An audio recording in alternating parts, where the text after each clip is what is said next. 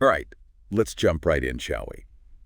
Today we're tackling a real head-scratcher in Tolkien's world, Tom Bombadil. Ah, yes, Tom Bombadil. You listeners sent in some really interesting stuff about him, especially from that chapter in Fellowship, No, in the house of Tom Bombadil. Right, exactly. Which is funny because he's this beloved character. Everyone seems to love him. Right. But completely missing from the movies. Yeah. So we got to figure out, who is this guy? What's his deal? And maybe, just maybe, why those movies left him out.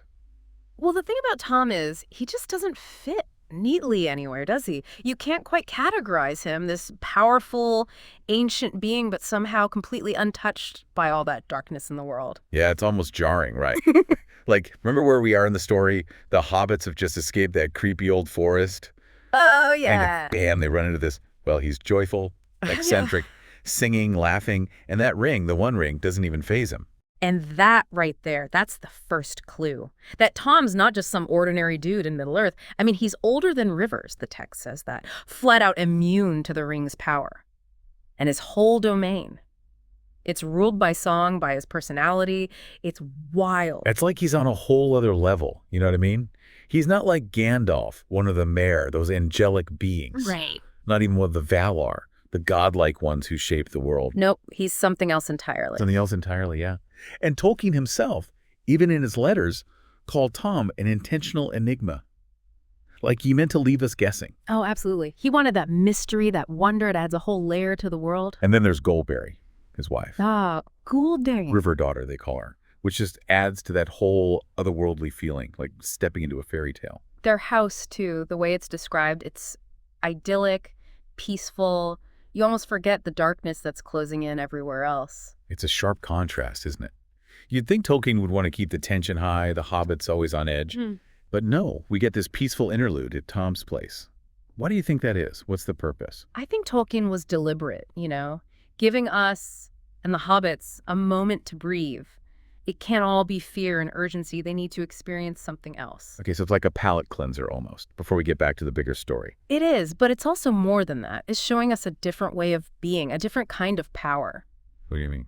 Think about it. Tom is immune to the ring, right? That says something huge about true strength, the kind he embodies. It's not about domination, control. You're saying it's not like Sauron trying to impose his will on everything with the ring. Exactly. Tom's power, it comes from harmony with nature, with himself. He just ISS, and that in itself is powerful. Even the ring can't touch that. So he's outside that whole game, the power struggle that everyone else is caught up in. Exactly. And I think Tolkien's inviting us to consider that, Yeah. In a world where it's all about climbing, winning, Tom shows us strength and contentment. Just being present, not needing to control everything. It's a radical idea when you really think about it, just being content. It is, and a powerful message, especially in the context of Lord of the Rings, where the stakes are so high that darkness is relentless. It's like Tolkien saying, hey, even with all this chaos, there's still joy, connection, things that transcend the darkness. And those things, that connection, can be its own kind of strength. Right.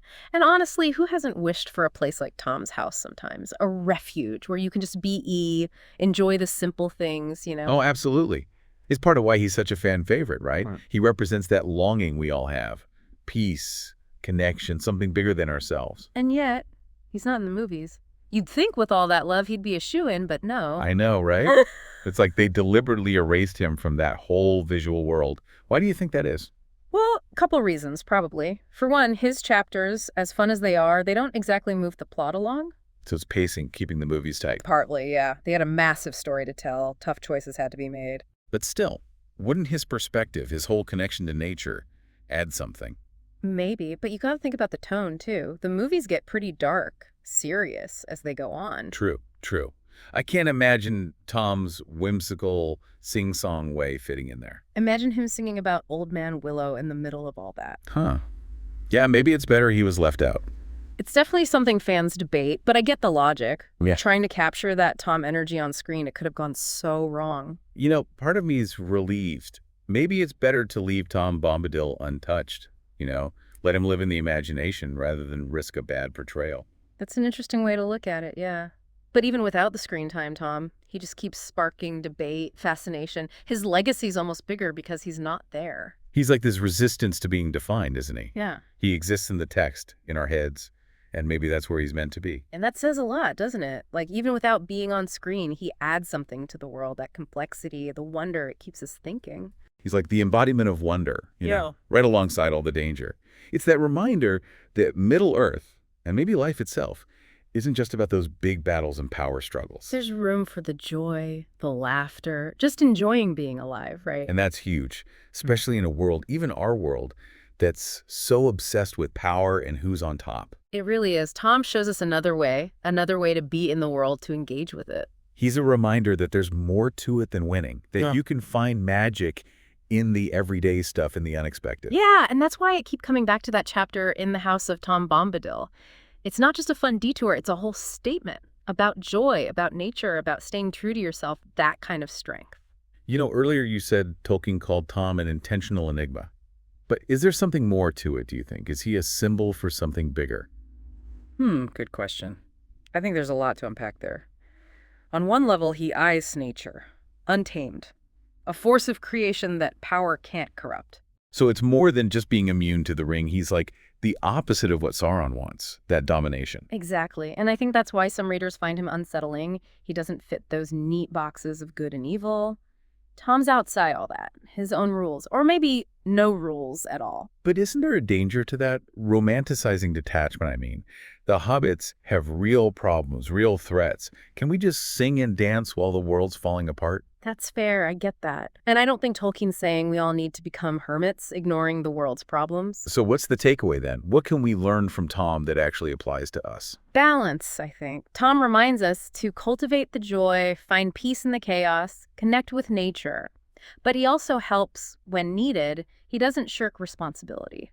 So it's not about being passive. It's about staying true to yourself, finding that joy and strength, but still being part of the world. Yeah, exactly. It's about recognizing there are lots of ways to be powerful, to make a difference. You don't have to be a warrior or a politician. Sometimes the most powerful thing is just being kind, being present, being that light. That's a nice thought. It makes me think how much we chase external stuff, goals, validation. Tom's like, nah, strength comes from within, from being connected to something bigger, whether it's nature, spirituality, just the joy of being alive. Absolutely. And that's why that chapter sticks with people. Decades later, it's a glimpse of something unique, challenging our ideas about power, about purpose. It was like a breath of fresh air, reminding us there's more to life than winning or losing. Yeah. It's about experiencing, being present, letting it unfold. I love that. That's perfect. And it speaks to Tolkien, how he creates these worlds so rich and complex, they stick with you, you know? And Tom, even though he's an enigma, just his presence, even briefly, adds so much depth. He makes us think about power, heroism, what it means to exist, all differently. Absolutely. He's compelling because he eyes a mystery, a paradox. You can't pin him down. But there's something about him that feels so familiar, so human, too. Maybe it's because he embodies that longing we have, that freedom, the connection to something bigger, a way to be without all the world's weight on your shoulders. Maybe. Or maybe it's because he shows us that even when things are dark, there's still joy, still wonder, still those simple pleasures to be found. And that's a good message for all of us, I think, especially now when things can feel so overwhelming. Absolutely. And it's one reason Tolkien's work is still so popular.